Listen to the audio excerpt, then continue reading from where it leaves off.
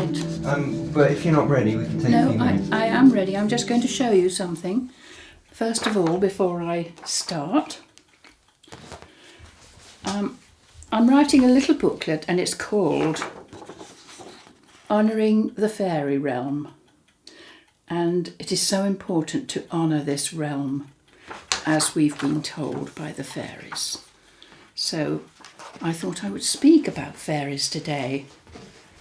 They have been very close to my heart for many years, and I just loved all the things they had to tell us. So I worked with Margo with the fairies and continued to work with Robin with the fairies. So I've had quite an eye-opener with them. And I will read you some of my fairy stories. And Margo was walking, the first time Margo saw the fairies, she was walking in the Botanic Gardens with her husband, and he was resting on a chair on a bench in the Botanic Gardens, and Margo just wandered on, and she came to this bush and she heard a noise in the bush, and she thought, oh, there's birds in there, I'll just have a look and see what they are. So she looked in the bush, and what did she see? She saw two fairies, and one of them was sitting and the other one was standing there holding something, and the one that was sitting was rolling this, whatever it was the other one was holding. And she thought, I just must go and show Wally. And she turned round and stepped on a twig, and the fairies shot up through the tree, the bush. And that was it. Wally never saw the fairies. Margo did. But in rushing up to get away from a human, they dropped what they'd been rolling. And when Margo picked it up, it was a piece of lace about that long with butterflies on it. And it was about an inch wide. And that was her gift from the fairies. What she learnt later was that the fairies had been given this piece of lace, I think it was by a pixie, and the pixies had stolen it from a house close by opposite. So that was her very first experience with fairies. However, it wasn't to be the last. That's right, it said. She was later to learn the fairies had acquired the lace from some pixies who had stolen it from a house nearby and given it to them, because they knew fairies love pretty things. It had a repeating pattern of butterflies. And apparently the pixies have no qualms whatsoever about taking things from humans.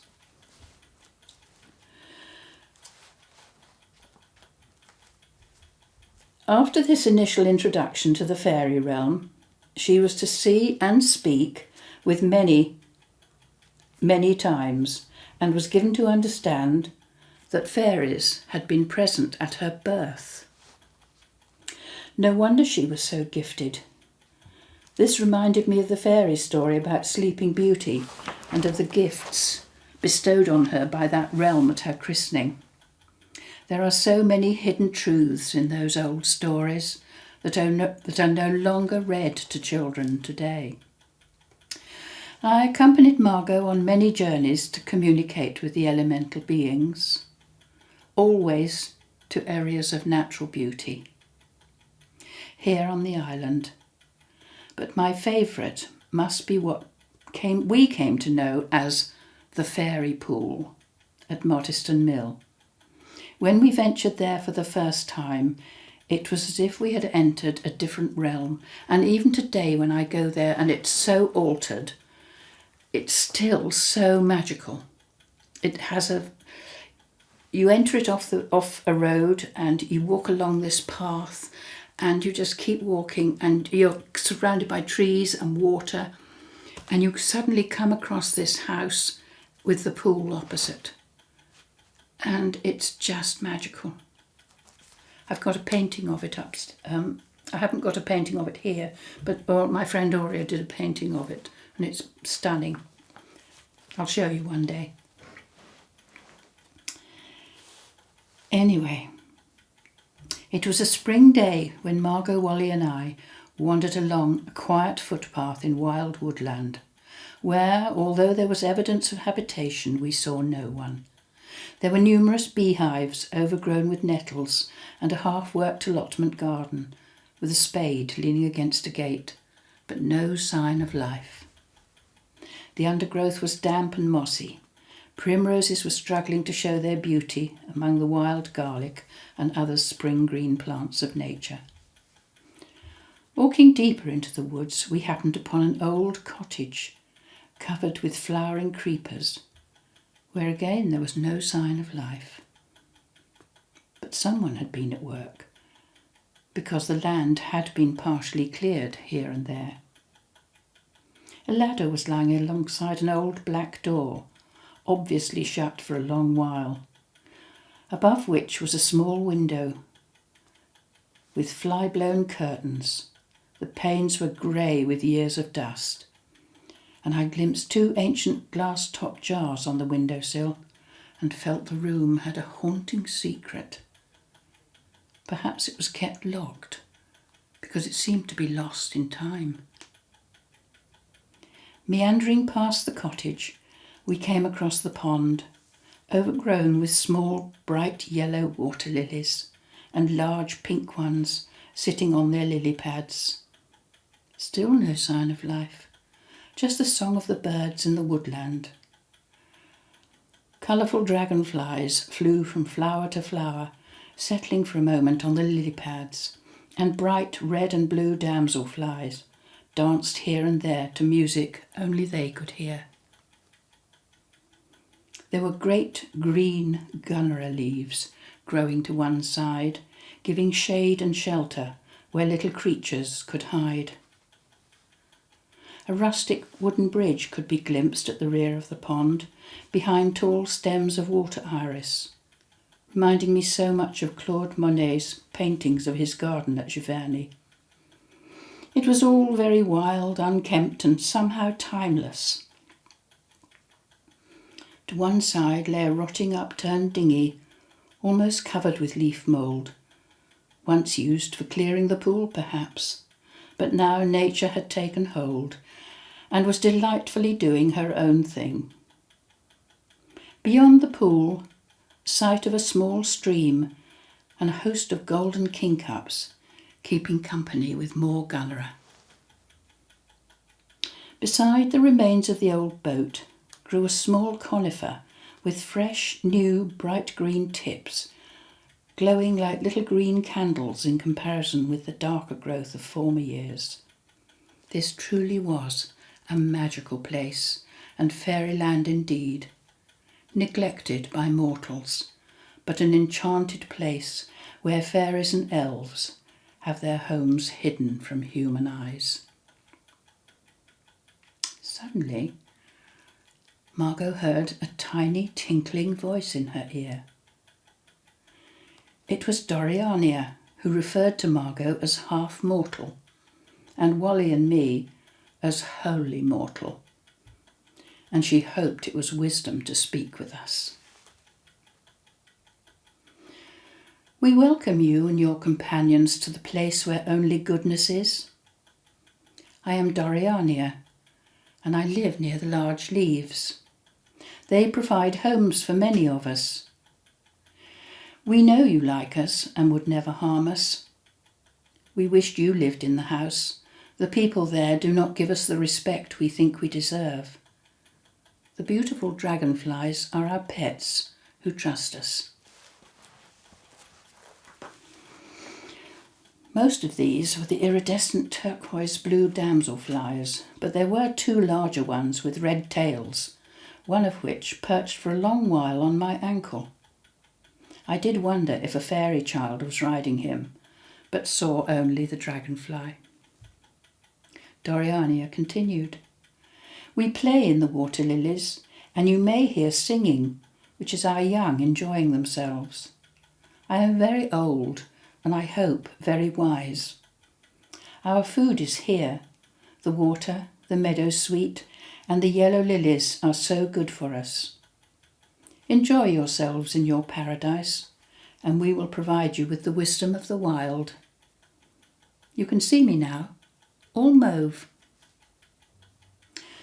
As Margo lifted her eyes from writing, she caught sight of Doriana, all mauve, as she said, flying near the large leaves, and was aware of the singing of the young, although unable to see them.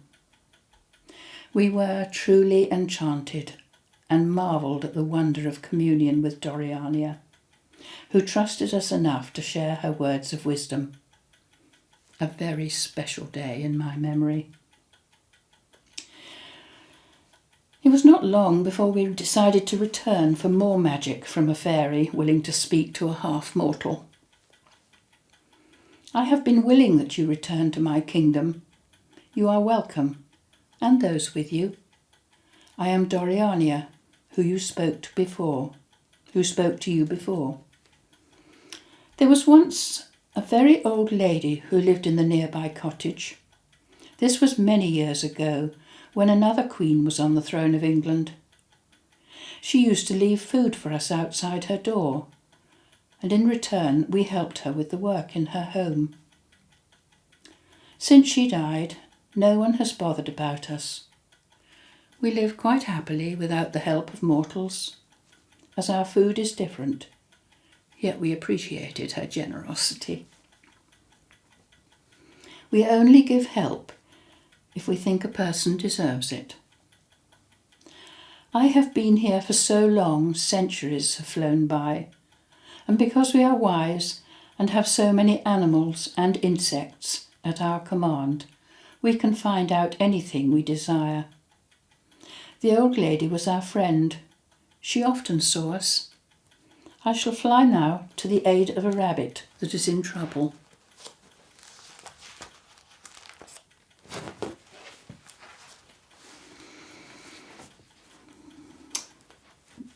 These are true fairy tales, and the following tale ties in with what the fairy Doriana had to say. We were out one afternoon on a rescue mission and had visited the old mill cottage at Motterston, where we heard from Rosemary Anne, a pedlar's daughter, who told us she joined her pa on the road when she was 13, selling lace and ribbons, and was 18 when they called at the cottage. That day, Rosemary Anne was suffering with a very bad cough, and the lady who lived there could see that she was ill, so out of the kindness of her heart invited her to stay until she recovered. She was with her for 2 weeks until she rejoined her pa. 6 cats lived at the mill with the lady, 5 ginger and 1 white, and Rosemary Anne made friends with all of them, along with the birds and the fairies, with whom the old lady communicated and taught her to speak with them also. She left with her pa, but always returned once a year with the gifts of lace or ribbon until she died when she was 26. At her passing, she found herself travelling along a silver pathway towards a light, when she wished she was back with the fairies, whereupon, as if by magic, she was back at the fairy pool where she had been so happy. But she now realised it was time to go onward into the light, but added that if we cared to search a nearby hedgerow, she would leave a gift for us.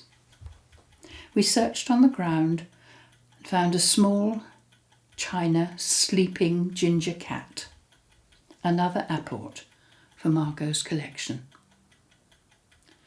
So Rosemary Anne had spent time with the old lady in the cottage who loved and spoke with the fairies. But fairies live so much longer than humans and are witness to all that happens in their area and know the intentions of the people that pass by. Doriana knew we all had great faith and believed in the elemental kingdom, so she was willing to share her wisdom with us. In the late summer, we were out walking in a wood about a mile from the enchanted pool, when to Margo's surprise, she heard Doriana's voice. "1,000 fairy greetings to you, dear mortal. The birds told me you were here, so I have flown from the pool to speak to you. I know you remember me, Doriana. We are in the same dimension as the cherubim and angels. We see them regularly. Our ancestors once lived on a distant planet before coming here. There are still fairies, elves, and others who dwell on planets so far away. I know you all have problems in your lives. I wish you well and hope they are soon solved. We have no problems. Come to the pool when you feel the time is right. We like seeing you there. My powers are strong, and I hope it will reflect back on you and make you stronger in spiritual and earthly matters. Always remember the pool, the birds that dwell among us there, and our pets, the beautiful dragonflies." Doriana, the queen of the fairies of that area, appeared in pink with many coloured fairies flying around her, and sadly that was the last time we were to hear from her. Yet the enchantment stays with me. Doriana's words are extracted from Margo's little book, Fairies at My Feet. Actually, I think it was called Fairies at My Fingertips. What am I calling it? Fairies at my... Yes, Fairies at My Fingertips. There it is. Fairies at My Fingertips.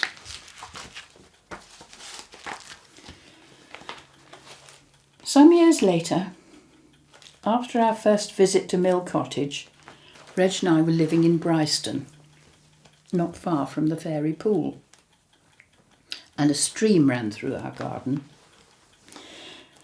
and Reg was often to be found sunning himself beside the stream. And this particular morning he had listened to Doriana's tale, and this particular morning it was a lovely sunny day and he was out there, and he decided to call in the fairies.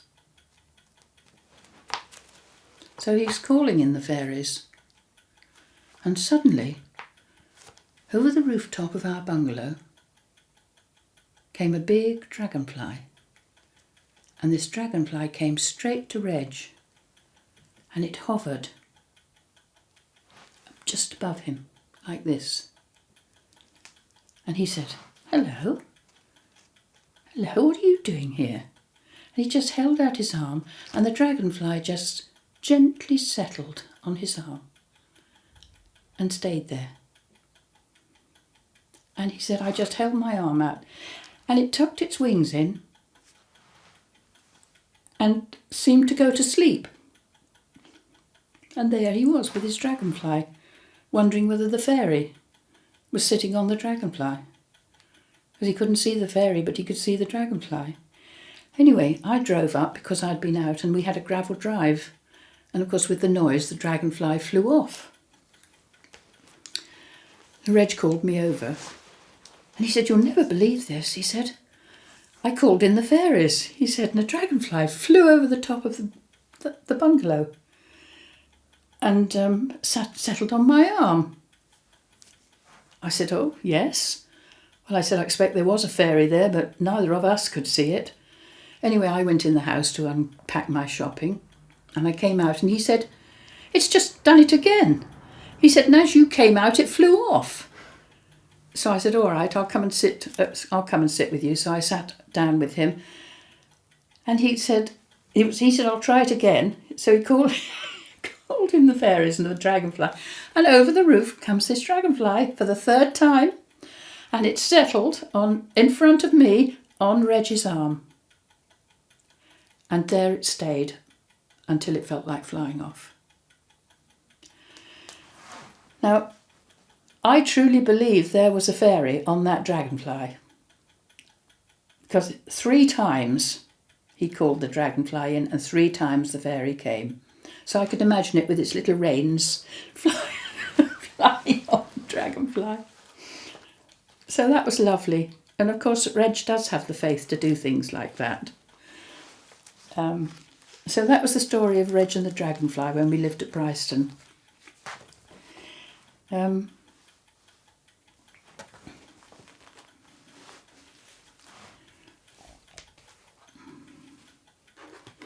Remembering Rosemary Anne brought to mind another peddler man who visited a young lady with his lace and pretty ribbons. And although this is not a fairy tale, it ties in very nicely. Matty lived with her mother in a cottage not far from Brook. But it is no longer there. One day, a peddler man came to call, who sold her red velvet ribbons for her hair. She was attracted to him, and they went out together a few times. But her mother found out, and was none too pleased. The peddler returned, and much to her mother's disapproval, Matty saw him again. Overcome with rage, her mother went to throw her ribbons on the fire, and this gave Matty an idea.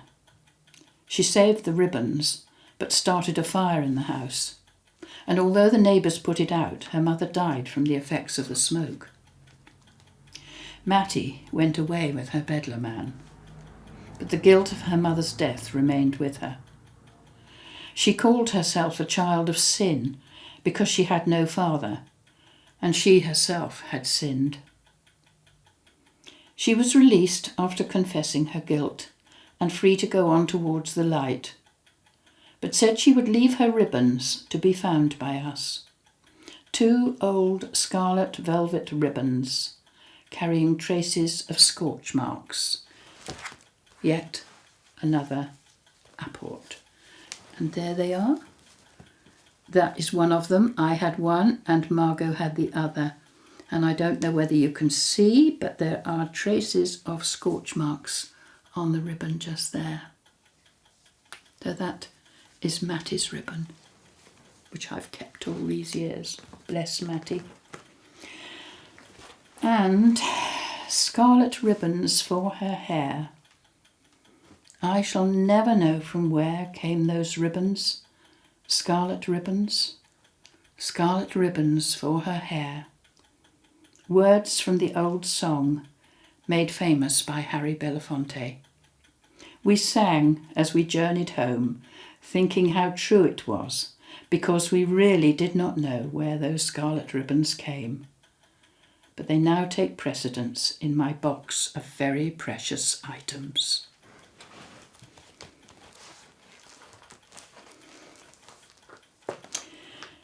It really does surprise me when I hear of some people who've had encounters with the fairy people. I would love to have experience of meeting one, but for some reason my eyes have remained closed to this realm. Yet I've met so many who have had occasion to be in their presence. This man, known as Mr. X, was so dismissive and arrogant, and yet somehow he was worthy of seeing them. Hardingshoot is a small hamlet not far from Ryde. Margo caught a glimpse of a ghostly horseman riding by when we were involved in another earthbound rescue, so we decided to return to see what he was all about. We made our way to the path where she had seen him and settled down on a rug beneath a large old oak tree.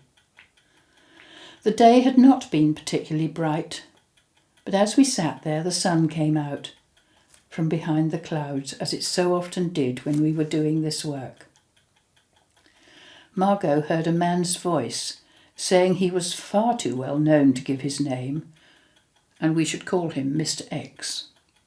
He said he had no time for women and used them whenever he required a wench, rudely referring to us as wenches. One day, while out riding and passing under this particular tree, he was showered with small stones that made his horse shy. On looking up into the tree, he espied a wood nymph sitting on a branch who had thrown them. Originally there had been 3 stones, one pink, one blue and one mauve. but over the years 2 had been ploughed in by the farmer, but the mauve one was still there for us to find, and in so doing we could release him. Well, with such an arrogant and chauvinistic attitude from Mr. X, we took our time searching for the stone, eventually recovering a small mauve blue john stone beside some purple flowering deadly nightshade. Mr. X knew that he would have to return to live again, this time as a woman and a slave, in order to redeem this life, thus illustrating the importance of how necessary it is to live a life of an unassuming nature rather than one of self-importance, or be prepared to reap the consequences.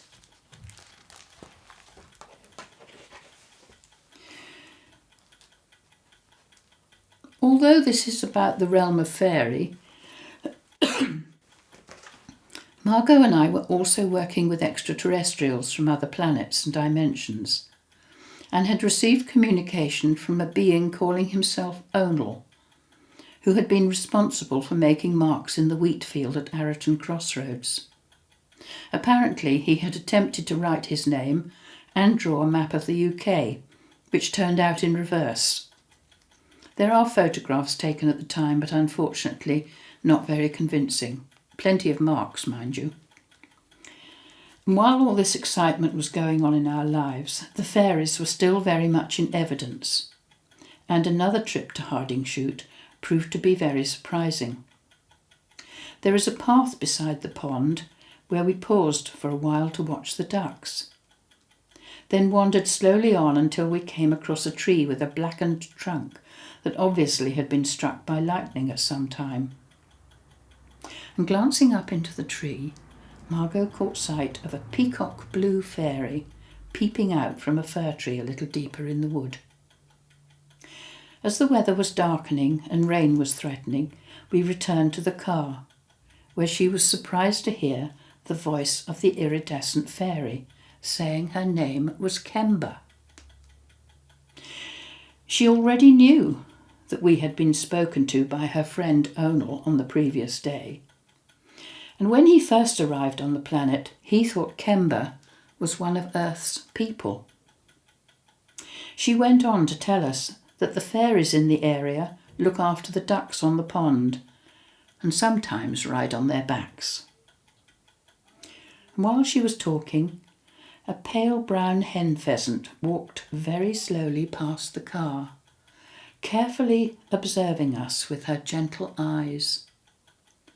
Kemba explained to us that the little bird was a messenger for the fairies. This gave us further food for thought, as we now understand we are watched by the birds, who inform the fairies of all that is going on in the world of mere mortals, just as Doriana had previously mentioned. It seems we are constantly monitored by the natural world.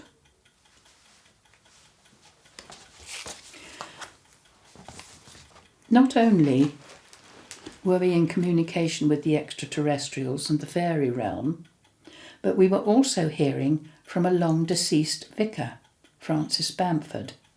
I've spoken of Francis Bamford in previous recordings. The much-loved vicar of Newchurch and rural dean of East Wight. He instructed us on many interesting subjects, and one day, when we visited the church, he had this to say: "I know you see the very small people, who so many do not believe in, but you, who do, and have the good fortune to see them, and others who make up this lovely band of believers, are so very faithful and sincere in their beliefs of these lovely creatures. Keep these beliefs, and in time I feel sure you will see them, as they were here on earth long before men took over." We often found it necessary to visit churches in our work, rescuing the earthbound, as they seemed to find some kind of solace in those places of sanctuary. It was in Shalfleet Church that Anne told of a life of such loneliness. She had a querulous mother who found fault and quarrelled with everyone, and Anne was brought up to think that this was the way of life. When her mother became ill, she had to care for her, and her life became unbearable. So to escape this and find peace, she came to the church for sanctuary. Anne found she needed to spend more and more time away from her mother, and so took her sewing and embroidery with her. One day, as she sat sewing in the peaceful atmosphere of the church, she saw fairies flying over and around the altar and the flowers. Anne watched them quietly, and eventually, over a period of time, the fairies began talking with her, and this became the joy of her life. Once, when she was sitting doing her embroidery and talking with the fairies, the vicar came in. He said she was wicked and forbade her to bring her paganism into his church. How very different from our beloved Francis. Bamford. It all became too much for her, and eventually she took her own life, as without her fairy companions it did not seem worthwhile. Anne could now go onwards towards the light after telling her story, and told us she would be bringing 2 of her sewing things that would be placed somewhere in the church. And we found a skein of white cotton on cardboard near the lectern, and on the floor nearby a piece of black velvet ribbon appeared, both dating from around 1910 to 1920, neither of which had been there before. These are apports, and are brought about. They are brought from one time-space to another through the power of spirit, who are able to dematerialise and rematerialise any objects for necessary proof. We've been witness to this many times, especially in our work with the Earthbound, who often wish to prove their continued existence by producing something relevant to their stories, be it a coin, a ring, a stone, a crystal, a piece of jewellery, and even a sari in one case.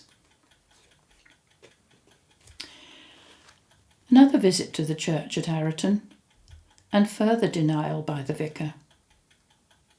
She, who had the face of a child and the name of Mary, told Margo about always being aware of the fairies and felt they had attended her christening. One day, during a church service, she saw fairies around the vicar as he was preaching and told her mother,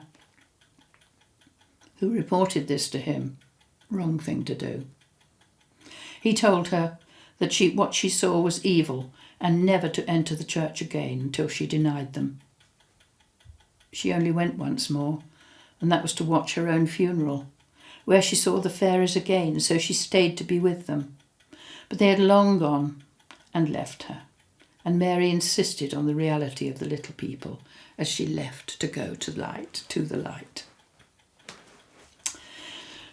So we continued working with the fairy realm every now and then, but didn't have to be out in the countryside for them to appear. One morning, as Margo lay contemplating in bed, she became aware of about a dozen colourful fairies flying around her room. The next moment she was astral travelling with them and flying out towards St. Lawrence along the path to Woody Bay. 2 fairies approached who wished to have a gift that they held out to her, a chain on which hung a piece of agate with a fern-like pattern inside. But on attempting to accept this, she was unable to hold it, and it fell to the ground. Immediately, Margo was back in her bedroom, thinking about what had just happened, wondering if it was real or whether it was a dream. But that same afternoon, accompanied by my daughter Kate, we went to the lane leading to Woody Bay, and after a short search, discovered the agate on the chain, just as Margo had described. definitely not a dream, just another out-of-body experience.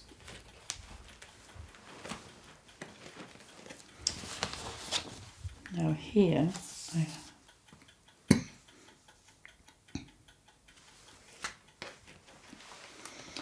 there's a footpath that runs alongside the river at the bottom of the chute in Newchurch, leading to Hazley Manor, where the kingcups grow in abundance and the blue tits sing in the hawthorn bushes in April.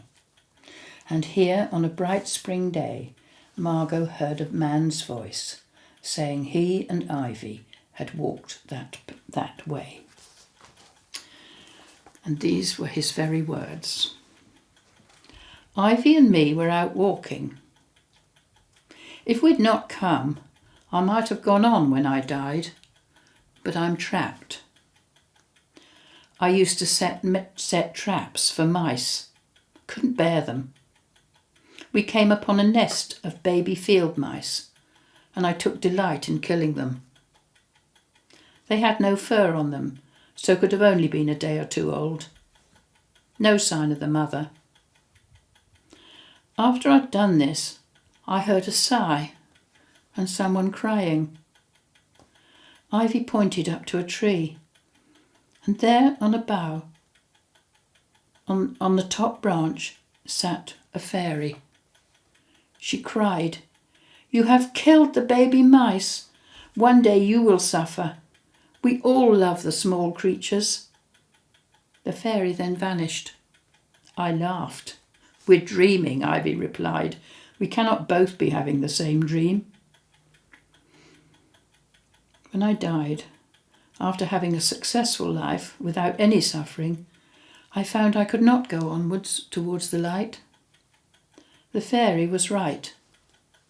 I have suffered by being earthbound, but now I can go on. If you look along the hedgerow, you will find a mouse ornament that someone dropped not long ago. It seems to be meant for you to find. A symbol, you would call it, as it is where I killed the baby mice. My name is Peter. Thank you for listening. We wasted no time in the long wet grass growing by the hedge, gently parting the grass with a stick, and within a few minutes we found a small mouse made from shells, 2 tiny ones for ears and a larger one for its body with a wire tail. Very cleverly made. I knew Peter, like Horus and Mr. X, was released and that they were no longer trapped by their cruelty. The little shell mouse sits happily on a ledge in Margo's home.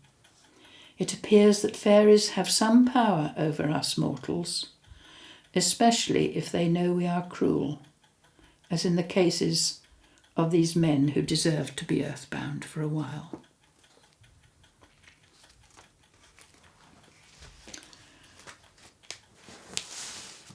There are other members of the realm, the Elves.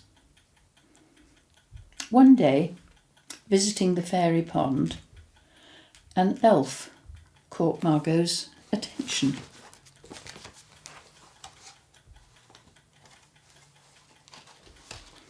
"Permit me to greet you," he said. "I know you can hear and see me. My name is Lifa. When I was young, I was kept wrapped in a leaf, as the weather was so cold, with snow thick on the ground and the pool frozen. That was many years ago, long before your grandparents were born. Most elves are born in the spring.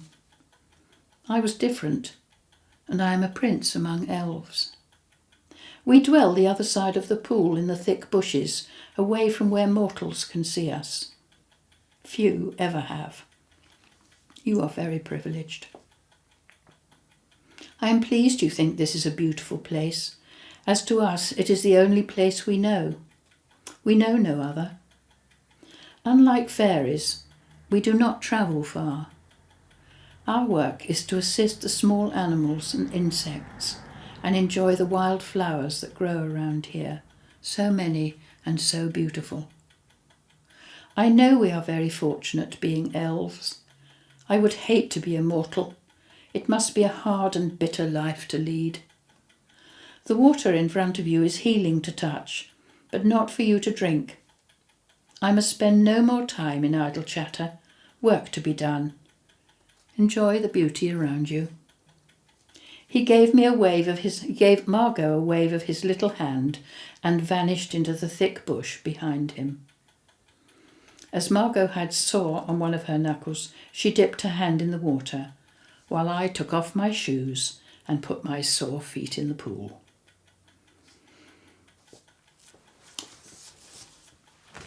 An elf, wrapped in a leaf.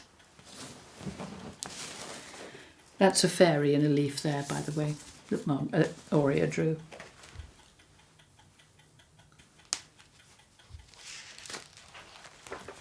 It's all so magical. The elemental kingdom continued to communicate with Margo, and one afternoon as we walked along the river bank at Ulverstone, where comfrey grows in abundance, a swarm of golden sprites flew by. One small being broke away and fluttered right in front of Margo. Ruggia, the tiny water sprite, was so excited, and he exclaimed, I have his very words here,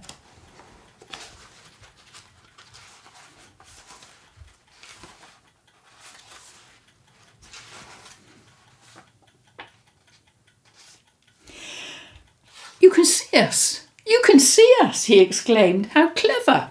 We did not think mortals could. Now we know we are wrong. There are hundreds of us living in the banks of the stream.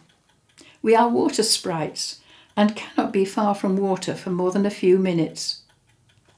There is a large water rat who lives near where we do, and he lets us ride on his back when he is swimming. Fancy you seeing us and hearing me. Did you hear someone calling me? I must fly, but before I do, a word of warning. Do not go near any twisted trees. Bad energy dwells within them. You must be careful. We eat the clover leaves that are growing around.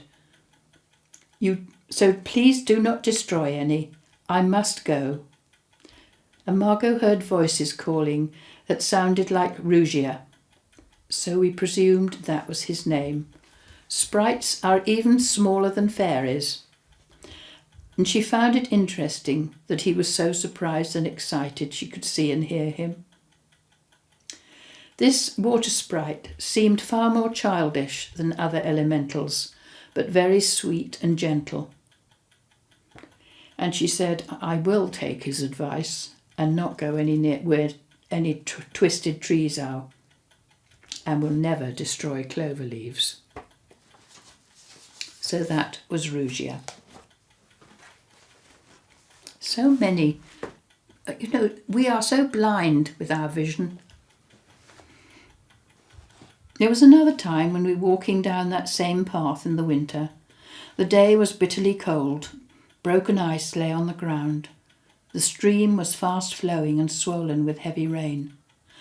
Margo was busy watching where she was putting her feet, but I was looking at the water, and I could see a fine film of blue smoke rising from one particular place. As I watched the movement of the stream, I noticed more smoke near the bend and brought this to Margo's attention. We both stood there wondering what on earth it was. The day was much too cold for a mist to be forming over the water, but anyway, it was only in two places, and it was blue. I thought there must be someone about, and perhaps it was a misty shape that Margo sometimes sees when rescuing Earthbound. But then a voice spoke. "Of course I am here. I am Clara, and I too saw the smoke. It was from the fires of the water sprites, who like to sit in small groups, smoking their little pipes." It had been a summer-time when she had seen this, and she was 30 at the time, and had been disrespectful to the sprites. with the result that when she died in her 50s, she had found herself back wandering on the riverbank. She warned us to respect them and bow to them, and they in turn would bring us luck. And so we both bowed to the sprites before finally leaving and taking one last glance at the blue smoke rising from their fires. This was my first mystical sighting. It happened in 1994, just prior to my separating from Margo, and I'm still waiting for the next mystical sighting.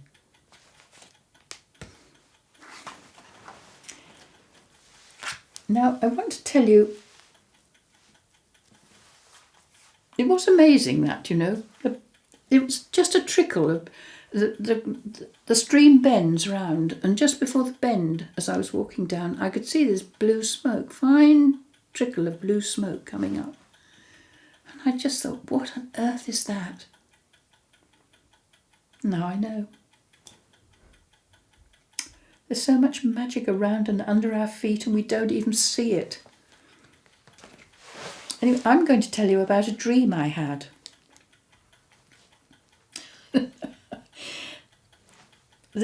I put this in the fairy book because it was so... It has nothing to do with the fairy realm, but it does have to do with Ireland. And I think it's worth telling, as I feel very strongly that Ireland is a land where the fairies are accepted, understood, and certainly honoured.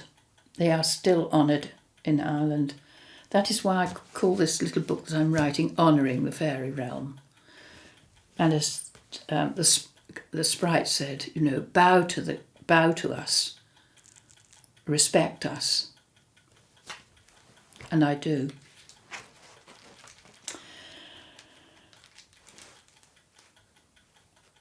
You may well ask, this is called Liamo Flatty, the man with the beautiful face. You may ask what this handsome Irishman has to do with my writing a book on fairies. He came into my life in a most unexpected manner, but with such a strong impression, I have been unable to forget him. It happened that I met him in my early morning dream. We were walking hand in hand down what appeared to be a wide school corridor, talking animatedly to each other. Of the conversation I have absolutely no recall, but I knew without doubt that I loved this tall young man walking beside me, with his dark curly hair and bluest of blue Irish eyes, gazing so intently into my own. He appeared to be about 24, and I was 17. I asked him his name, and he replied, Liamo Flatty. And with his name on my lips, I awoke. I related this significant dream to my husband, and wrote on a piece of paper, I love Liamo Flatty, placed it under a fridge magnet as a constant reminder of this dream.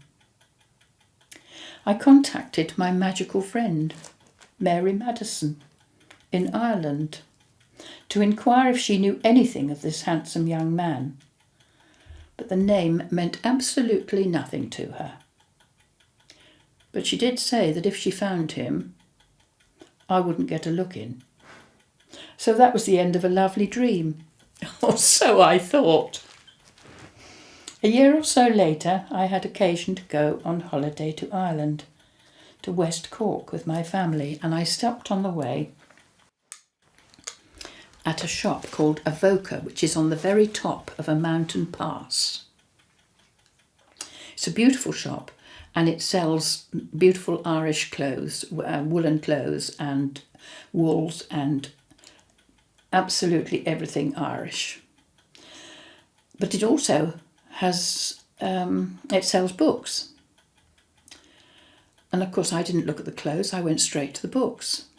And I'm looking along the books and suddenly the name, Liamo Flatty leaps out at me from this line of books. A name of a book called Famine. And I find out that he was an extremely well-known Irish author, and I'm absolutely standing there amazed. I'm thinking, I look at the back of the book, and there's this beautiful face staring at me, much older, but the same face that I saw in my dream. And I'm thinking, what on earth's going on? Anyway, I bought the book, and the very next day I went into a shop in Kenmare, and there was another book by Liamo Flatty, this time a picture of his face on the front cover.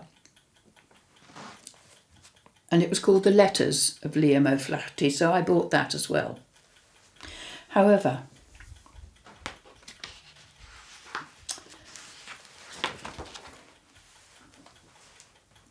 and why I'm telling you this is Ireland is the land of fairy, where the little people are acknowledged, and I feel this eloquent soul is influencing me and assisting me in getting my wisdom in print. And for that he has my eternal love. I do thank you, Liamo Flatty. And that's what I think, that's why I think I was meant to have that dream, to find that man, and to assist in giving me the words that I need sometimes when I'm writing. So I'm very thankful that I met with him eventually. So I will carry on with the fairies. Although Margo heard from the elemental realm directly, there were many times when we were out rescuing earthbound spirits that told of being trapped due to their denial of this realm. One such ghost held in Mottiston Church was Christine. During her lifetime, she did not believe in God or Jesus Christ, fairies or goblins, stone circles or prehistoric animals, nor aliens from other planets, and thought them all to be the inventions of mankind and had no time for such things. To her, the long stone on the hill nearby was nothing more than a natural formation. She had no time for Buddha or Allah and foreign religions. In fact, she only believed in herself. During her lifetime, Christine had often walked around the Bryston area and had once come across a fairy pathway made of fairy cobblestones of many colours and covered with a thick, sticky substance similar to honey. But of course, she didn't know it to be so at the time. On her death came the realisation of how wrong she had been to deny all these wonderful truths, commenting that animals have far more awareness than many humans. Christine suggested that if we walked along any road, she would prove herself and we should see something, and once proven, she could make her way towards the light. We chose to walk towards Mottiston Mill, but although we retraced our steps up and down the path, Margo couldn't find whatever it was we were searching for, and the afternoon was getting colder. Wally made the suggestion to drive to Bryston Mill, where we took the path leading to the waterworks, and came across a grassy glade shaded by two very old oak trees, where Margo and I both felt the fairy eyes were watching us. We shivered in the chill wind, and Wally decided to walk back to the car. He'd had enough. Making my way towards the glade, I heard Margo call me, and found her kneeling on her knees beside two pieces of stone. She pointed to the side of one, and there lay a tiny stone like a honey-coloured tiger's eye, a fairy cobblestone. We lifted the stone, and amid much excitement brought to light 5 more cobblestones placed in a line, a paler one similar to the first, 2 oval purple striped stones, an oval-shaped cut amethyst, and a hexagonal-shaped carnelian. A fairy's pathway, indeed. We could hardly believe the wonder of it all. Christine had no faith in these things during her life, yet I'm so glad my own faith encompasses all these mysteries that she denied. Truth really is so much stranger than fiction.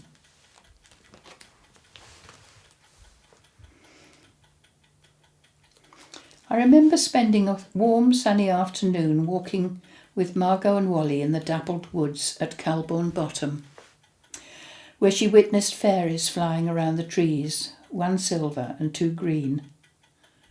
But this time it was not the fairies who spoke, but her guide, Jane Taylor, she who wrote Twinkle, Twinkle, Little Star, who revealed that perhaps Walter and I would be given the gift of sight later on, and also to be able to see the little people.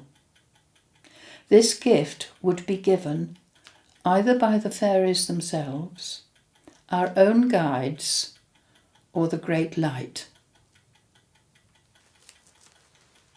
Jane declared we could find a fairy mirror which had magical properties, milky white, not as big as a penny, and lay in the leaves at the foot of the tree where the fairies had been seen. We returned to the trees, and that was just where we found it. A fine, translucent, mother-of-pearl-like stone, a magical fairy mirror. A different tale from the cliffs overlooking Compton Bay, where Rodney told of the Prince of Wales making sea bathing popular, and of coming to this place with an unchaperoned young lady in order to catch butterflies. She caught in her net what she thought to be a rare species, but Rodney saw that it was an elf and released it. In anger, she made to hit him, and in his defence caused her to fall to her death from the cliff. He made out this was an accident, but when he died, he found himself back at the spot with the elementals. Rodney said Margo would see an elf, in fact many elves, and indeed he was correct.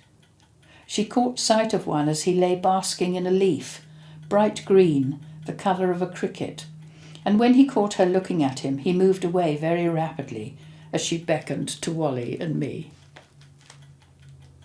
As we walked away, she heard Rodney's voice once more, saying that although this place where he had been trapped was beautiful, where he was now far surpassed it. In the hollow where we'd been sitting were about 20 species of tiny wildflowers, the kind the fairies love. We were told that by one of the fairies. They love the very, very tiny flowers, like scarlet pimpernel and little tiny blue bird's eyes. Wherever we went at that time, Margo was seeing and hearing fairies, elves and angels. Sometimes they were present when rescuing an earthbound, particularly around Alverstone and Newchurch, where the river ran through, but often they just came for her pleasure. They loved her. The fragrant meadow sweet, otherwise known as Queen of the Meadow, grew in abundance along the river banks and is the fairies' most favourite flower. It was here that Roland, known as Puck, told of seeing and speaking with the fairies during his lifetime. There is a magic meadow beside the river at Alverstone, where the viper bugloss grows, a lovely blue flower, and it was here we rescued Violet and Clive, and were led to find the desert rosebud the fairies had taken from them. As we sat in the sunshine, a crowd of yellow fairies flew up from the clump of grass in the field. We returned to the fairy field at Alverstone in the spring of 1990 to hear from Jar, spelt J-A, the leader of the fairies in the area, who had been attracted by the very bright light around Margo. We thought we were to release an earthbound, but in fact we were there to hear from Jar and hear what she had to say. Apparently she had seen this fairy once before at the time she found the small desert rose ball and saw the yellow fairies, and Jar was one of them, who referred to Margo as only half mortal. And she could now expect to learn other things. She saw two gold, two cream and one blue fairy, and was told the cream ones were very, very young, only 50 years old, but their colours deepen as they progress in years. And we were given instructions that if we wish to have eternal youth, we must drink more water and eat fruit as they do, dew being the purest of all water. At present, Margo only has glimpses of immortality, but her vision will increase to longer times, and Wally and I should have glimpses given to us. It would be wise to take no heed of possessions, but value flowers and animals as we do, yet most mortals do not. Another day, we were again wandering slowly along the same path by the river. A really magical place, like the river in The Wind in the Willows, where one always expects to see the piper at the gates of dawn. It was here Christopher told of his love for Lucy, who once lived at Ulverstone Mill. But because she saw the fairies and the water sprites, preferring to talk of these rather than discuss domestic arrangements for after their marriage, he left her standing at the altar on her wedding day. He went to live in Scotland and eventually married and had 2 children. But every time he made love with his wife, his thoughts were of Lucy. On his passing, he had to return to the riverbank to see for himself the truth of Lucy's declarations.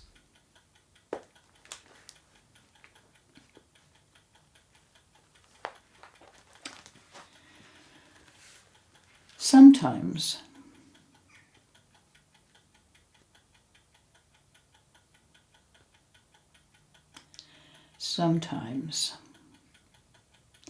there are cruel and unkind men to be rescued, and such a man was Horus.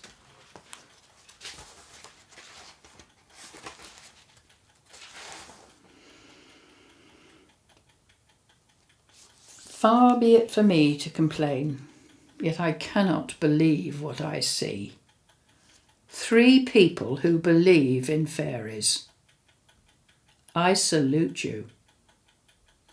I was a hard man, hard to the humans who worked for me, hard to my wife, who often got my horsewhip across her back, and extremely hard to my 8 children.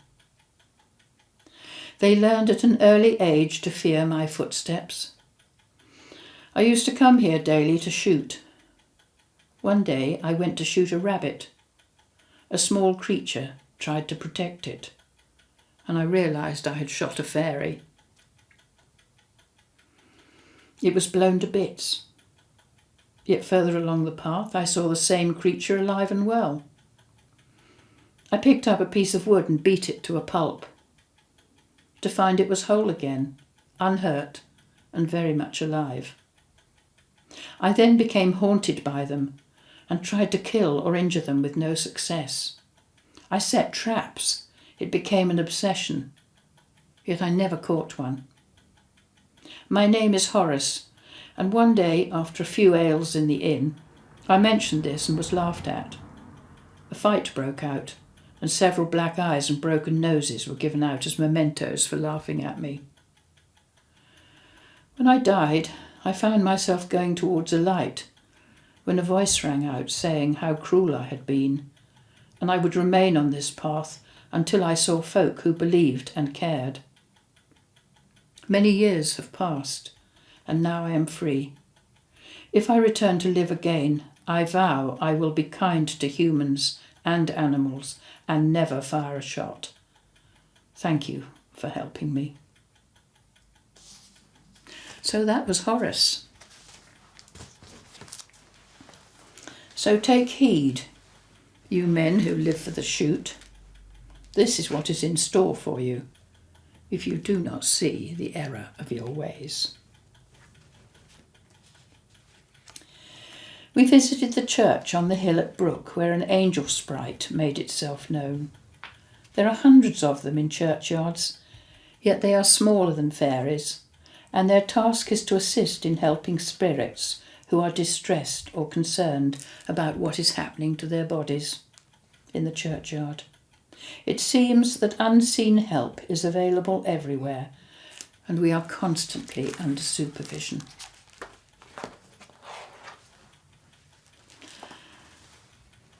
Another church holding a lost spirit was the church of Yaverland Manor. Unable to get in as it was locked, Margo and I sat in the porch as she listened to Timothy, barred from the church as he shot rabbits, birds, and sometimes at humans, albeit only at their shoes and heels. Another one who didn't believe in God, angels, or ghosts, until one day, while walking past the church in 1919, he saw a 7-foot-tall figure dressed in white with wings, who warned him to stop hurting the animals. He raised his gun and shot the angel 7 times, yet brought no blood. The angel told him he would be sorry for this action. And during the next 5 years, until the time he died in 1924, a series of calamities befell him. His wife died, his daughter left home, his son went to jail, Timothy lost his job, and he had a fire in his house. The lesson here is that angels, like fairies, cannot be killed, and it is pertinent to listen carefully to all they have to say, for they are ignored at one's peril. As Clara said, one has to respect the elemental realm. These are some of the ghosts that we rescued who spoke of seeing fairies during their lifetime. So they're not actually words from the fairies, but they are words from the Earthbound. The first one is Ethel, who we found in the landslip between Bonchurch and Ventnor. Good afternoon. May I introduce myself? My name is Ethel, and I once stayed for many weeks in a house that disappeared. It fell down when the land slipped. You saw the stone path and the pillars some time ago. I saw you pass by. I am in a strange state. I died and came back here of my own accord, as I wish to find out the truth about the small folk who dwell in the trees and the bushes. Can you see the fairies? They're flying all around you right now, especially around your fingers. What lovely nails you have. I think they were attracted to the gold you have coloured them with. I saw many of these fairies, and I knew they lived for longer than we poor mortals do. They also live happier lives, as they do not need money to buy food or clothes. Everything is here for them. Some fairies live in the tree you are sitting under, and some in the elderberry bushes in front of you. In the winter, when the trees are bare, they find shelter by the rocks or in earth caves. They are so wise, far wiser than we are. I have been so privileged to live with them in my spirit form. The lovely life they lead is indescribable. They have their own forms of enjoyment, and at night when the moon is full, as it is at this time, they dance and sing, and the small elves play a flute-like instrument made from hollow stems of the ferns you see growing around you. I have really enjoyed my time with them. I do not believe many people can experience what I have. I call the fairies my friends, as they've been so kind to me. Now I know the time has come for me to return to the place where all go when their life here is over, to rest, to learn, and in many cases to return to live again. But before I say goodbye, I will tell you that I once lost a small brooch near here, behind you, in the ivy by the side of the path. If you look, you should see it. You will have to dig in the earth, but that will not worry you. It is mystical, as the fairies have kept it safe and in good condition until someone like you came along. Now, with great reluctance, I must go. Goodbye. It has been a pleasure to meet and talk to you and see the fairies flying around your fingertips. And we found her brooch, another addition to Margot's huge collection of finds. Now this was in Crocker Lane near the Pepper Pot, and her name was Heather. This is what she had to say. Excuse me, my name is Heather. I want to tell you my amazing story. I was a very keen photographer, and when I lived in London, I belonged to a photographic society. But when I came to live on the island, I did not bother to join such a club. I came up here to photograph flowers, butterflies and birds, when suddenly I saw 4 fairies sitting on that little mound in front of you. I immediately took 3 photos of them, and then they vanished. I could not believe my luck. I'd heard of the Cottingley photos of fairies and had read an article about it. I could hardly wait to have the film developed. But what a disappointment. The first one I took was just a picture of a grassy mound. The second one was the same, but had a black smudge on it. The third photograph showed nothing at all. It was as if I had wound the film on without taking a picture. I returned here and examined the spot where they had sat. There were 4 coins, 10-pence pieces, just where they had been. I was mystified and looked up, and there, on the side of that very steep hill, a fairy sat. What a lovely sight! I took several more photos, but when developed the films were the same as before, grass and sky, but no fairy. I felt quite upset. I told several people and they laughed at me. I meant to come back but became ill and died. I would not, repeat not, go on until some sympathetic person heard me. Look on the side of the hill where there is a bare patch of earth and see if you can find anything. I shall await results. Margo found a £1 coin. It was great to see you lifted up the steep hill. You and your companions could not see, yet there were dozens of fairies helping you. It was the very spot where the lovely ones sat. I am satisfied now, as I know you all believe in fairies. Never lose your faith. I am going onwards. You may be lucky enough to see one on your way back. There are many around. Goodbye for now. Maybe we shall all meet in the hereafter, but I hope for your sake that it will not be for a very long time. That was Heather. And this was in Borthwood Copse. Now we've been told that Borthwood Copse is one of the most holy places on the island, that and the Longstone. And it has what we call a cathedral of trees in the centre. It's absolutely beautiful. It's out at Apps Heath. These woods are full of beautiful creatures, and I denied them. My name is Christine, and I came here with 2 friends. I had my camera with me, only a brownie box, nothing expensive, but it took good snaps. I took a picture of some rabbits, some more photos of trees, and then one of my friends. Then I thought I saw some fairies. I was not sure, so I said nothing to my friends. I did not wish to be thought stupid. When the photos were developed, what a surprise! The photo of the rabbits was lovely, but beside the little animals was a group of fairies.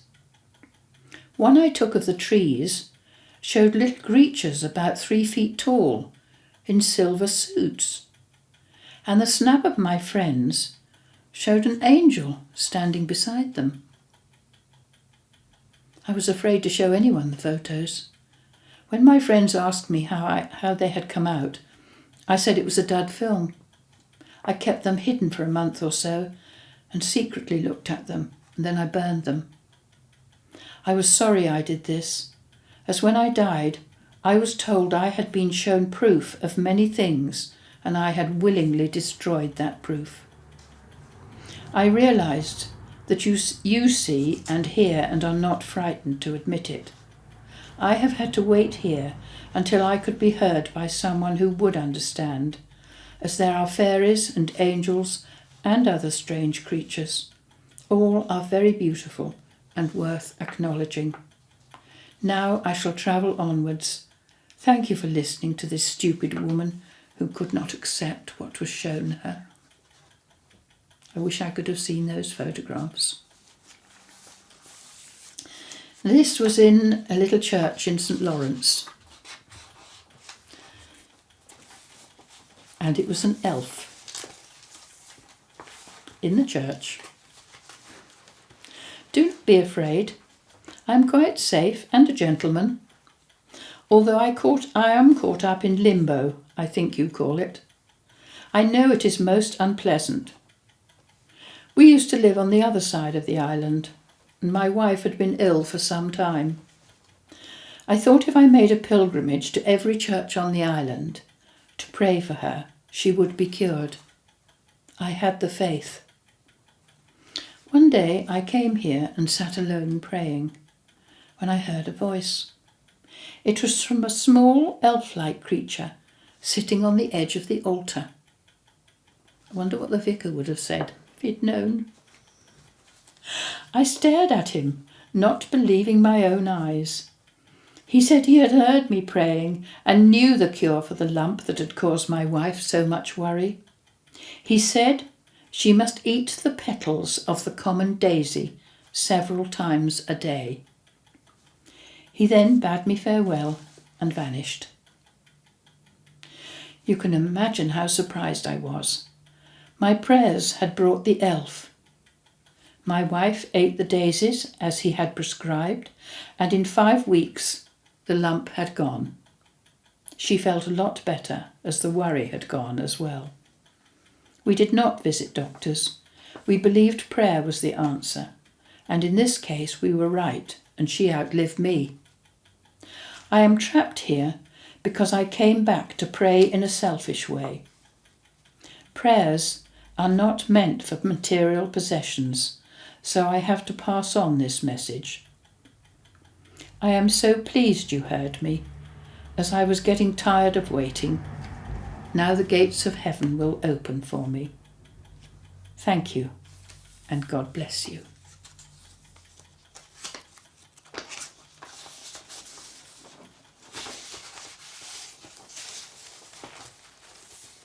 Rebecca's Tale. Mamma had told me not to venture into the countryside on my own. I should have a servant with me when out walking, or a groom when riding. I loved solitude, and servants irked me, so I often slipped out on my own, walking or riding over the fields or through the forest as it was then. There I met the fairies. I conversed with them, and they sat around my feet, just as they are sitting around your feet. You have done the same as I did, removed your shoes, and are sitting barefooted.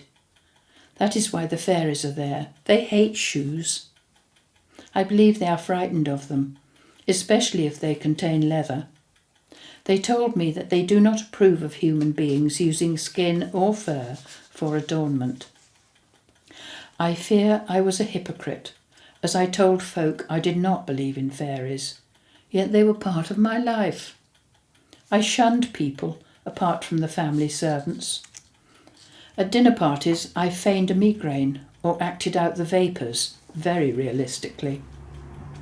I have been very remiss not to introduce myself. I am Rebecca, and I lived away from here. I would not wish you to think I lived in the woods like a gypsy. One day I was here quite alone. I seemed to have walked miles, so I sat down to rest. I saw 3 fairies and a fairy man, about 3 inches in height, dressed in yellow like a buttercup. He said he was a prince, and although pleased to meet a mortal who believed, was angry that I told folk I did not. He presented me with 2 very tiny stones, mother of pearl, and shaped like 2 tiny petals. He said they were magic and would bring me good luck and never lose them. The following week, this is Margo, by the way, Margo lost them. Oh no, the following week I lost them. This is Christine. This is who is it I'm speaking about? Rebecca. This is Rebecca lost them. The following week I lost them. I had no good luck, as he had promised. Instead I was taken ill and died of consumption. I could not proceed to the place where many fairies and angels wait to greet one. I was existing back here, but now I have told you my story. I can go on. And by the magic of the fairies, you will find the tiny stone petals in a pot hanging in your garden containing my favourite flowers, pansies. I shall intrude upon your time no longer. Thank you for listening to me. And Margo went home and she looked in her hanging basket of pansies, and there were these 2 little stones. The fairies had put them there. I love it.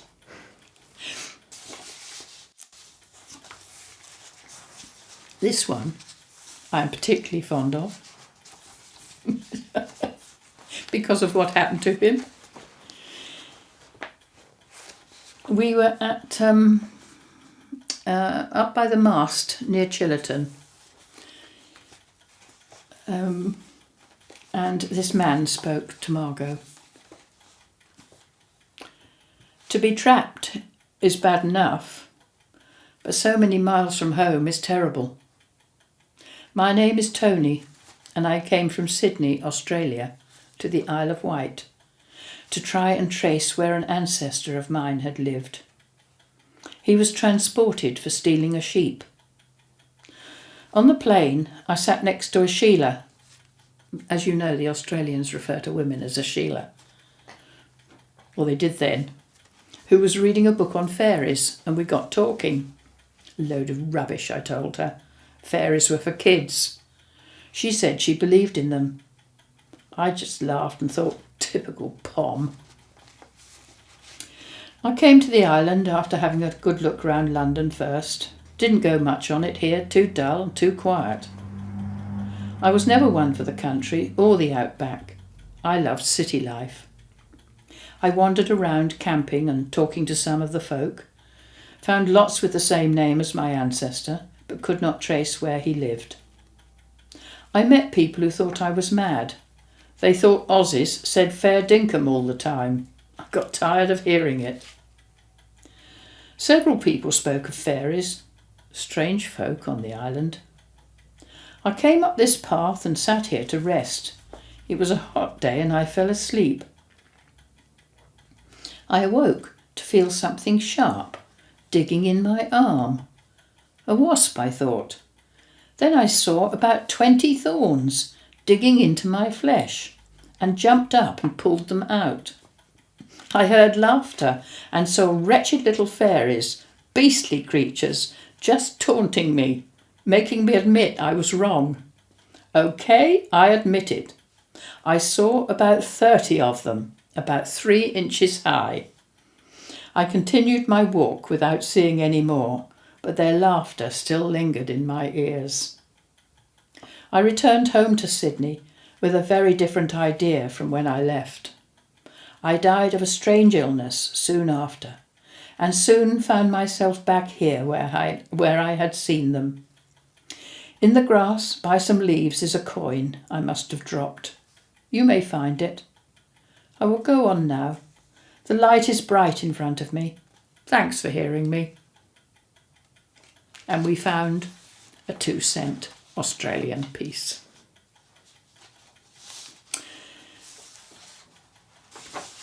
So there are my fairy tales. Now, when I stopped working with Margo and started working with Robin, and Robin moved to Ireland in 2005, and the fairies didn't stop talking. He bought this piece of land, 3.5 acres of completely wild land with 3 ruins on it. And this is what happened. I think I've got it here.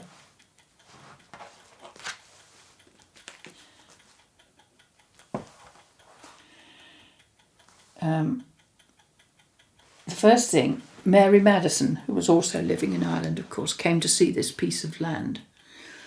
And the first thing she said to him was, "Robin," she said, "do you know," she said, "you've got a fairy tree on this island, not on this island, on this land?" He said, "No, what's a fairy tree?" And she showed him. "What a blessing," she said, "that brings with it." But she was not the only one to comment. When Robin needed help rebuilding one of the cottages, he employed a charming young Irishman called Dee. And Dee said to him, "Do you know you have a fairy tree on this land?" What is it about the Irish that they understand these things? Do you know in Ireland, if there is a fairy tree in the way of a road being built, they will go round that tree rather than cut it down, because they know what will happen if they do.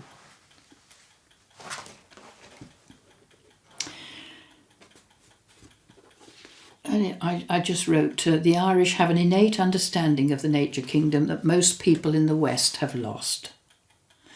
Maybe it is because of their ancient druidic traditions that still live on in their consciousness, and their stories have been passed down orally from generation to generation, which is so important. This is what we've lost in the West, this generation story. Robin and I were sitting in the healing room at Gabriel's return one evening when he felt the impression to speak. We were amazed to hear these words: "From the grandmother of knighthoods, from the realm of fairy." "Good evening, my dear Robin. We have never referred to you as Robin before. I am here as the grandmother of knighthoods. My children, you are talking to the fairy kingdom. The grandmother of knighthoods is here on the land with you, my child. You must understand that as you dig under the grounds, you find something very special for yourself. We will be in contact with you, the grandmother of knighthoods.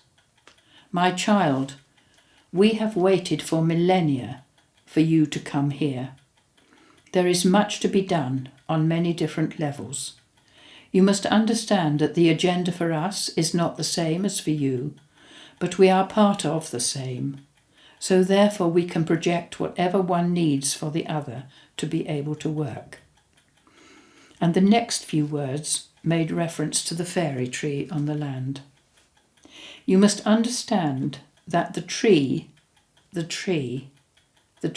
is fine, but it can be removed if needed.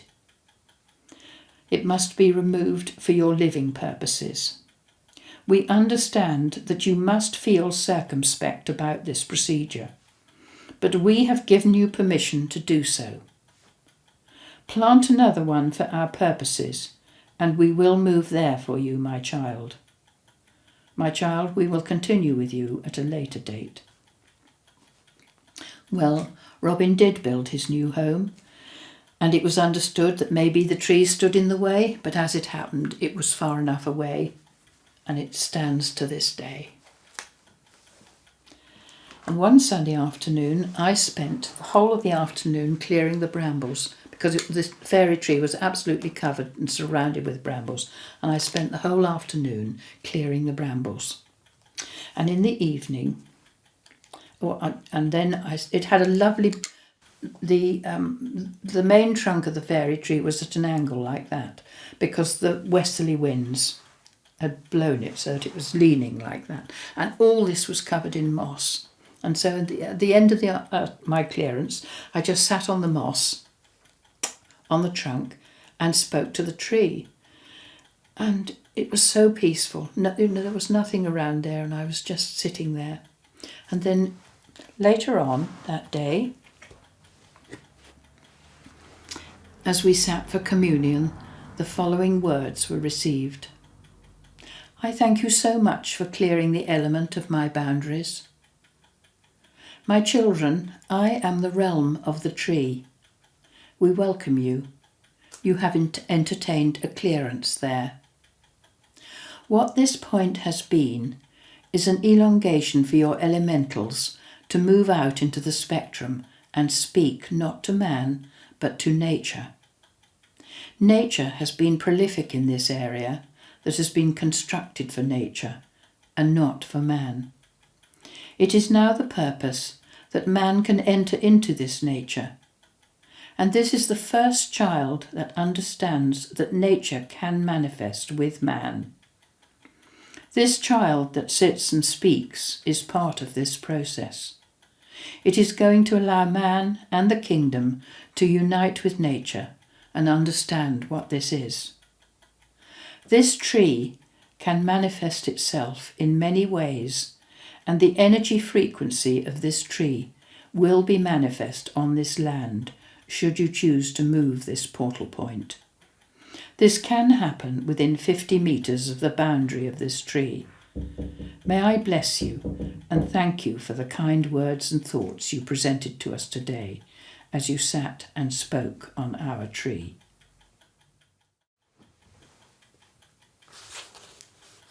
Robin was not expecting communication in such a direct manner and was delighted. The old fairy tree still stands and produces beautiful blossoms in spring and a fine crop of apples in the autumn. Perhaps that is its way of saying thank you. It remains a unique and special feature on this land, the portal point of the elementals. This was not the first time Robin had occasion to experience the elemental realm at Gabriel's return. In his words, these are Robin's words now, as a channel for information, I trust in the call of loud thoughts and instructions, and this is something I have grown very used to over the years. This occurred in the summer of 2005 in my new home in Scull, West Cork, in Ireland. We had recently moved from the UK to Ireland to try and introduce some sanity back into our lives and give the children the opportunity to experience nature and the freedom that ensues from living on 3 acres of land with a backdrop of the wonderful peaks and slopes of the rugged Irish countryside overlooked by Mount Gabriel in the distance.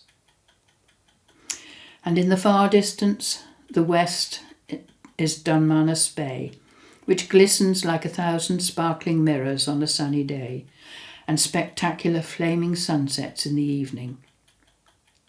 These experiences happened over a period of a few weeks.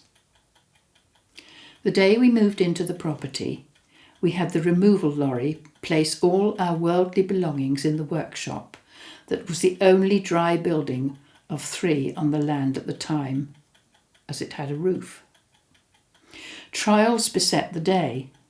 The lorry was stuck in the mud on the land and had to be pulled out by a machine from the local quarry that dwarfed the lorry. "Welcome to Glown," said the driver as he waved goodbye. Helen and the children returned to the rented house we were staying in, while I was left to tidy up and follow on in an hour or so. I realised, as I left, that all our worldly possessions were now placed in the workshop and I had no keys. I still held the mindset of the English town dweller, that the following day the property would have been broken into and we would be stripped of all our valuable possessions. What was I to do? My resolve was to carry out a protection ceremony. I moved to a nearby mound and mentally started to surround the building with 3 rings of white light. I was halfway through when a voice shouted in my head, "You have no need to do this. You are protected by the angelic realms here." Whereupon a bolt of energy went straight through my body, bringing me to my knees. A very powerful experience. I went back to the family, wondering what all this meant and how empowering the experience felt to me personally. The land lies directly under Mount Gabriel, the place of Archangel Gabriel. I began clearing the property in order to see the extent of the land we had bought. Hiring a mini digger and a 3-ton dumper truck, I very quickly learned how to operate both. Everywhere was totally overgrown with brambles and needed clearing, so that stone walls and other objects of value were not damaged in the process, and this included the local wildlife. About 2 days into the work, a medium-sized white crystalline rock surfaced, and as it did so, the voice in my head explained that it needed to be placed under the standing stone. At which point I questioned the voice. Who am I conversing with? And the reply came, the elemental kingdom, and place the find under the standing stone as you were told. Getting no further information, I looked around for the suitable place to lay the crystal. I could see no standing stone. On the land is a large stone-built land drain that empties into a small pool before the water continues on its journey. At this point is an upright stone, not that large, but it felt very right to place the rock there. My curiosity aroused, I stated very loudly in my thoughts that although very understanding of the realms involving communication via telepathy, I required proof at this point that it was indeed the elemental kingdom speaking. And unless this was forthcoming, communication was off. Nothing further was received on that particular day. It was a joy to work on the land in the summer of 2005. Every day seemed hotter than the last, and my enthusiasm for the new family venture was incredible. I seemed to be accomplishing the work of 2 men daily, working from sunrise till sunset, frustrated that light stopped play. Helen would venture into the property with a wonderful array of culinary gifts to fill my work-driven body, enabling me to soldier on with the endless tasks. Our children would know the freedom the land offered, and this alone was worth the effort we were all putting in. One Monday it was time to start clearing another area of the land, where a large hole had been dug previously in preparation for the installation of a septic tank. I needed to locate this spot and install the necessary pipework and sundries to have a new functional drainage system in place. It was not long before the hole was discovered, which was large enough for the mini-digger to disappear inside if one was unfortunate enough to be unaware of its location, and it was full of stagnant water. There was a pipe entering the hole, feeding a constant supply of new water into the already large crater, which required bailing out to establish the depth and to consider its suitability for the new tank. Inserting a mechanical drain bug up the plastic pipe to stem the flow of water, I used the bucket of the digger to bail out the hole. This took a while, to the significant amount of water, and I had very nearly finished the task when disaster struck. I inadvertently knocked the pipe with the side of the bucket. The drain bung flew out at considerable speed, hit the opposite side of the wall of the hole and fell in, followed by gallons of water that had backed up the pipe, refilling the hole and leaving me feeling a touch foolish to say the least, and cursing my bad luck. To relocate the lost bung from the hole where it had fallen, I scraped the bottom with the digger bucket, watching for the drain bung as I emptied it out. 20 minutes later, no bung. Thwarted at my lack of progress, I vacated the cab in frustration and was astounded to see, right beside the track of the digger, the elusive drain bung. This was a physical impossibility. It would have been necessary for the bung to have done a 360-degree turn. As loud as a speaking voice in my head, I heard the words, "There is your proof the elemental kingdom is here with you, so never doubt us." I rushed to tell Helen, who replied, "Robin, it really does not surprise me. We are so blessed to live here. The energy of this area is tangible." Not being of the same mindset as myself, she certainly surprised me with her comment. I don't think it's about belief. If you start being at one with nature, then you start to feel nature's very gentle but subtle gifts.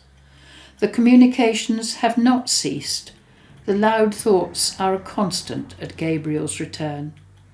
We just accept them and honour the sovereignty of nature.